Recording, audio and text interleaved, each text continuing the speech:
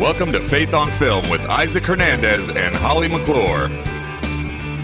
Keeping you informed on faith and family entertainment. Hello, everybody, and welcome to a new episode of Faith on Film. Very excited about today's show. Holly, do you remember this song? It's a beautiful day in the neighborhood. I do. Who doesn't remember that song from the time we were raising our kids? Not necessarily when we were kids. We were kids, it was Captain Kangaroo. But for that generation, it was our kids that were raised for that Mr. Rogers' Neighborhood. Mr. Rogers' Neighborhood. And today we're going to be talking to a couple, Katy and Ryan Chase, who have created a new show that's, I'm going to say, sort of like a combination of Mr. Rogers and Mary Poppins. That sounds interesting, doesn't it?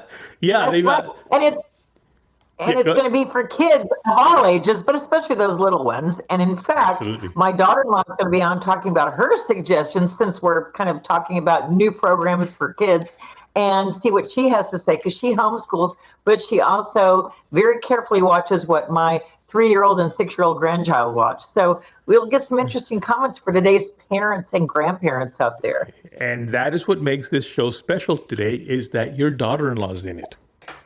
That's right. Yeah. I'll tell you what, let's take a look at the trailer, and then we'll come back and we'll have a nice conversation with Katy and Ryan. Let's do it.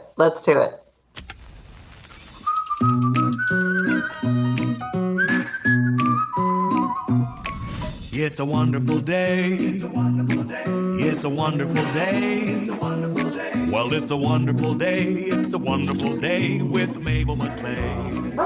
I'm coming, Jasper. I'm coming. Hey, parents. Download the BenKey app. New episodes available every Saturday. Well, welcome, you guys. We are excited to have you on. Personally speaking, my daughter has raised her 3 kids in homeschool, and that they're teenagers now, so all their lives they've been homeschooled, and they loved it. They loved the life that they led being homeschooled. My daughter-in-law now is teaching my 2 youngest, the 3 and the 6-year-old, homeschool as well, because they decided that they didn't want to be in public schools. So we are proponents for homeschool families. We love that about you guys. Oh, yes. We enjoy it a lot. I think our reasons for homeschooling are just the fact that we love our kids and want to be around them all the time. And we've always worked together. We're used to being together all day. So it seems like a strange thing to send our kids away all day. So we enjoy it. We enjoy being together. Now, did you get the idea for the show from that? Did you get the idea from the show from like homeschooling your kids? How was the show born out of that? Well, there is some of that, absolutely, yeah. Yeah, our kids did help develop some of the ideas with us. We built a miniature model of Mabel's whole house in our house and our kitchen table, and they had fun acting out the little town of Banterbury, the stop motion piece of our show, and naming some of those animal characters. So it definitely became their curriculum this year. We had a lot of fun with it. Now, I got to tell you, first off, that I saw the show and I absolutely loved it. I was blown away by not only the content itself from a content perspective here, but also from the perspective of technical. I mean, it was just so well done, very high production values there. So kudos to your crew, all right? Now, thank you. Now, I was looking up, just doing a little research, and something caught my eye as I was reading a little bit about the show. And it says, of course, the series is free of language, drugs, violence, sexual content, political and social agenda, so forth and so on. And then I read, however, it is also God-free. It does get into the creativity, but it never gets into the creator himself.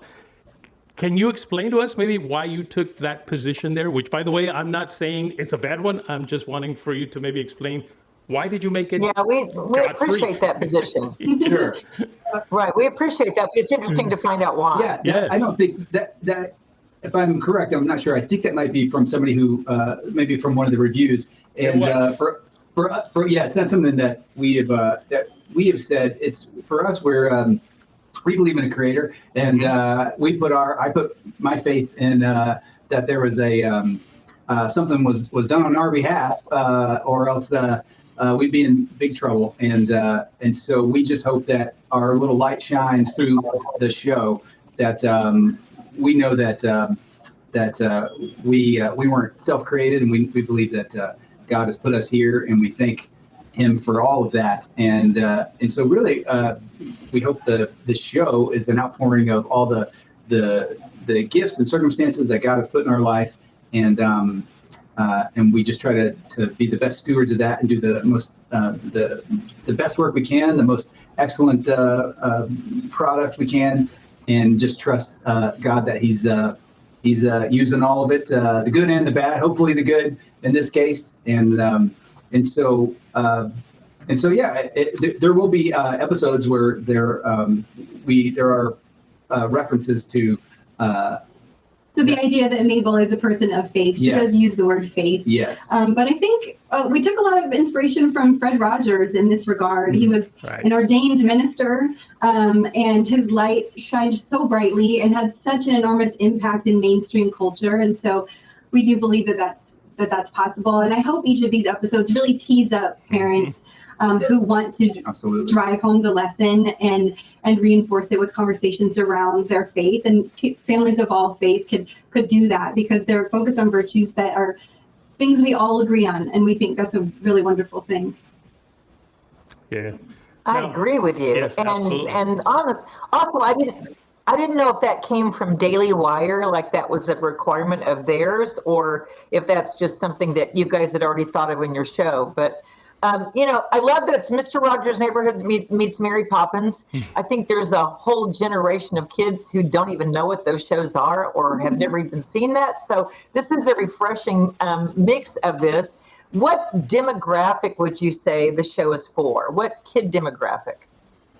Well, it's certainly most definitely for preschool age kids and young elementary, but our genuine hope was that families with multiple siblings might all be able to enjoy it together in sort of that old schoolhouse style. And that's how we approach homeschooling our kids, where we can all learn together and take what we will. And I think that that's assisted by the fact that Mable really has this grounded, gentle tone. She uses a big vocabulary. She doesn't talk down to children. She doesn't talk in a babyish way or anything. So we hope that the show doesn't feel that way. And there are so many wonderful adventures she goes on throughout the season.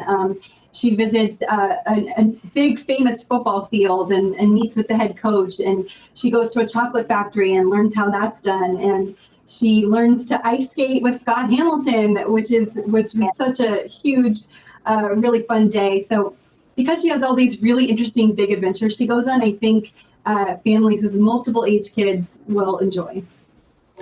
Well, I can tell you I'm 65 years old, so I'm no kid, but yet I absolutely enjoyed it. It did bring me back, because I did used to watch Mr. Rogers, so it did kind of bring me back to that time. But, one thing that I think is missing a lot in today's children's programming is the simplicity, number one, just things being simple and nice.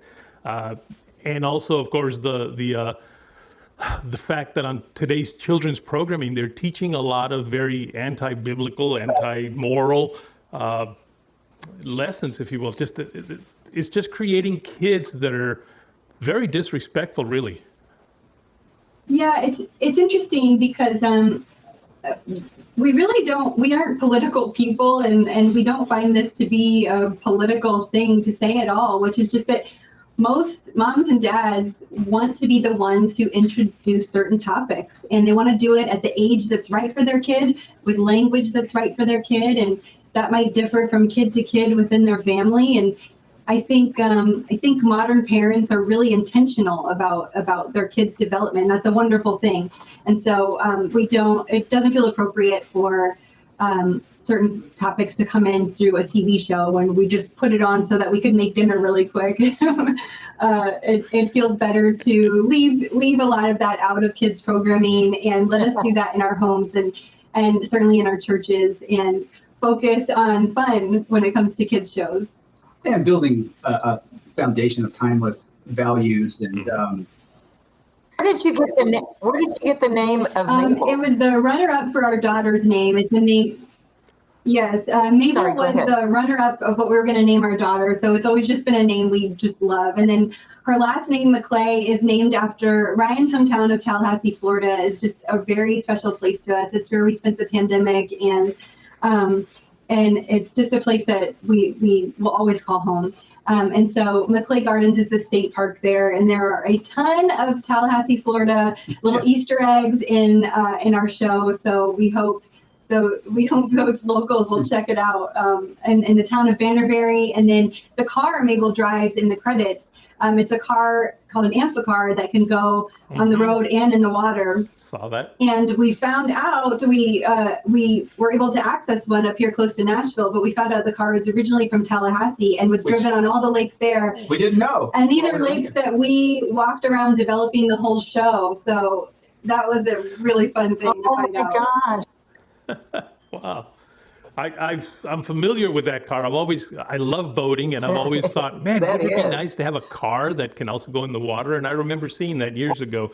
Now, one thing that I know the program is going to be able to be seen on Daily Wire, I believe, on their new app that they have, Bent Key, I believe it is Bent Key. And one of the things that they say is that they're doing this sort of in response to what Disney is doing. Do you feel like you guys are really wanting to maybe try to give that alternative to the programming that Disney is doing? Well, it's interesting because our kids don't really take in, like we said, a lot of modern content. So we haven't had access to a lot of things that maybe people feel strongly about. And I know that they feel strongly. It's enough for me that when we sit in a restaurant and crazy violent commercials come on and I want to grab my babies and get them out of there, to know that there should be protection around kids content. And certainly for us, we want it to feel gentle and calm and thoughtful and classic. And those are the kind of things we show our kids anyway. And so that's what we set out to create. And that was the vision for Bent Key, is all of those things. So we really felt so aligned with them in that way, and we're happy to be a part of it. Well, they said that it's 100 years that Disney's celebration, which of course is not, Walt Disney himself, I think, would be appalled at what's going on. But, that's why I think Daily Wire said they're coming in to say, hey, here's a new kind of a Disney. Here's a new form of entertainment. We're supplying family-friendly entertainment. They're doing it through Bent Key. And I think that's great. Let's have alternatives. We've been asking for a long time, Christians have. Give us an alternative. And so I'm proud and happy someone's doing it. I think this is great. Oh, we are very thankful. I mean, selfishly, for us, we've been, our kids see the DVD box sets of things that we buy, and we've never really had a TV in our house, so we've just always had a little projector, and it's been great. So for us, we got to make a show. They said, what would you make? And so we were making the best version of what we would want to show our kids.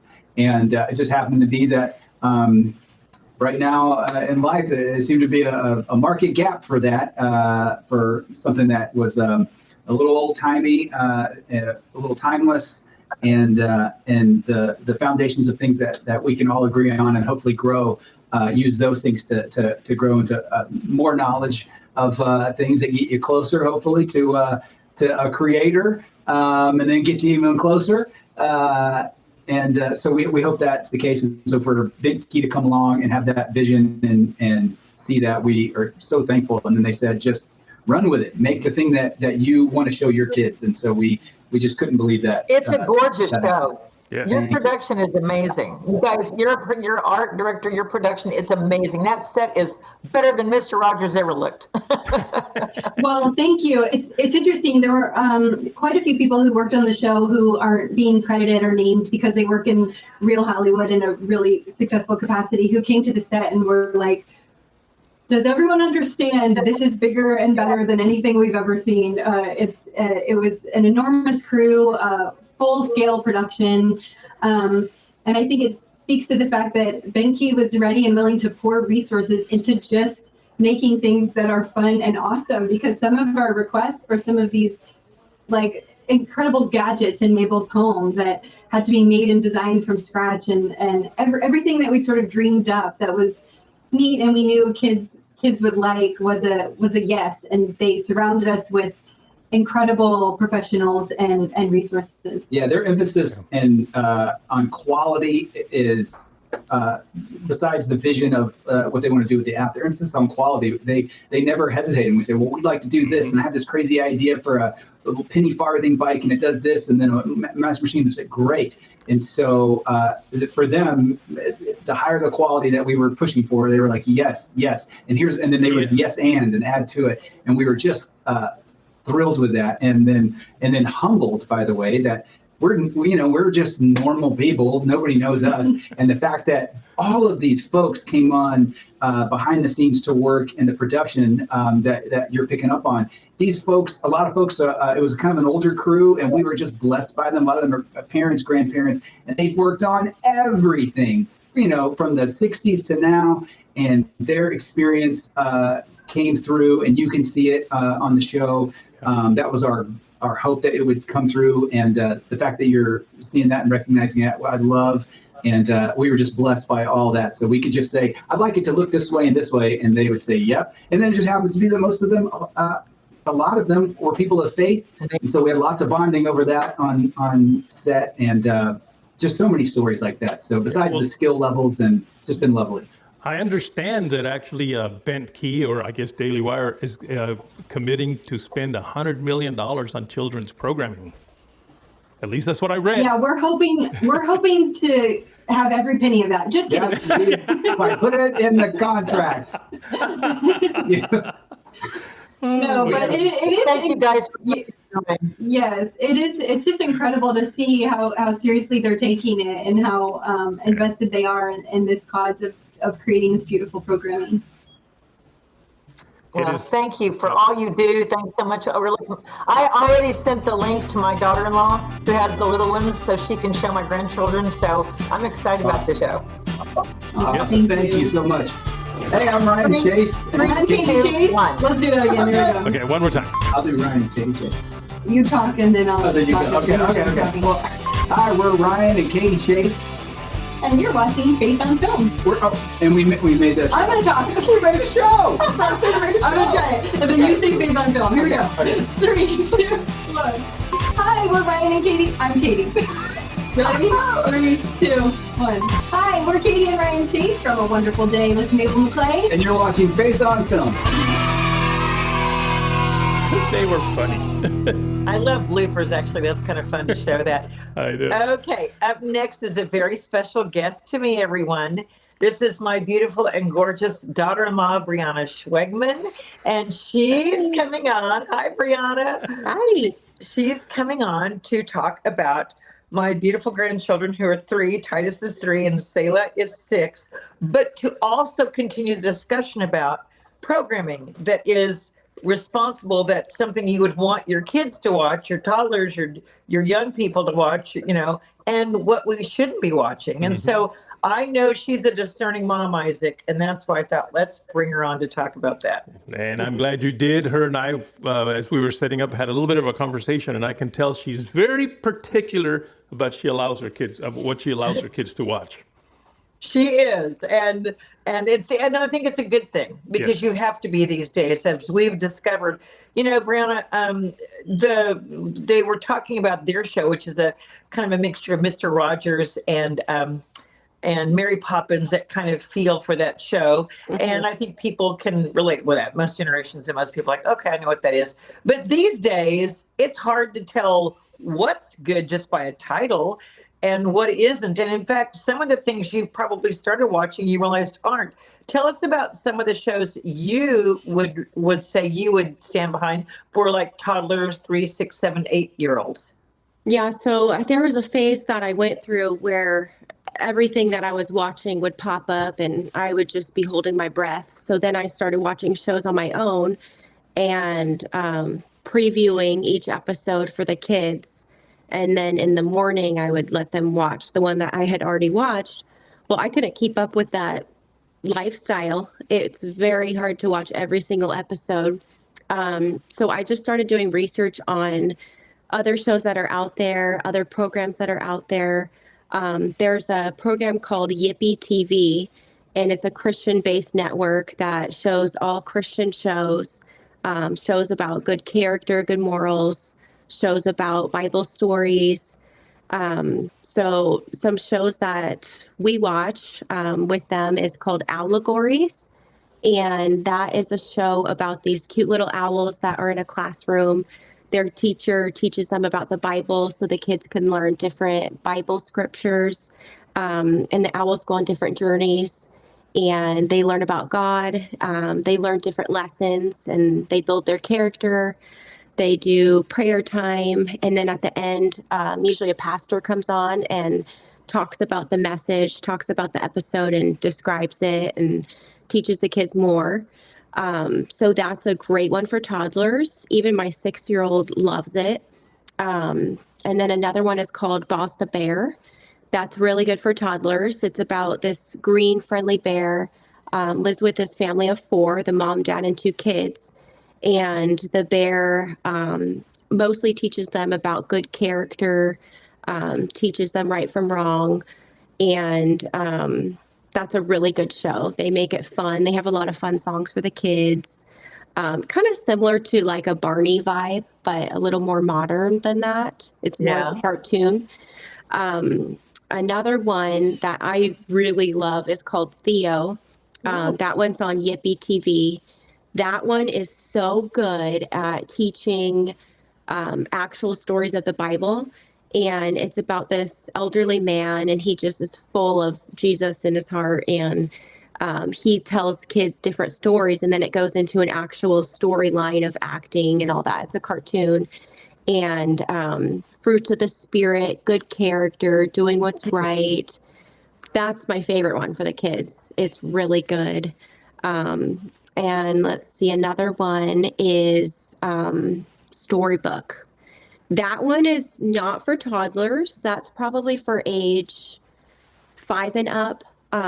So my daughter she's 6, as you know, and there are some scenes in there that show like the devil, but it's a cartoon, but it's a little scary. So 5 and under I wouldn't do, but I want to ask you, and I'm not to interrupt you, just because of time's sake, I want to say, what about Bluey and Blippi? I know those are ones you were watching. Are those still good for kids? Yeah, so Bluey, absolutely. It's one of our favorite shows. It's great for the parents to watch. It's super funny.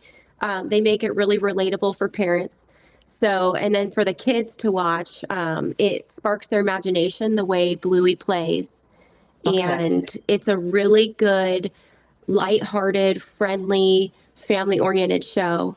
So I highly recommend Bluey. Super good. And then Blippi, Blippi's great.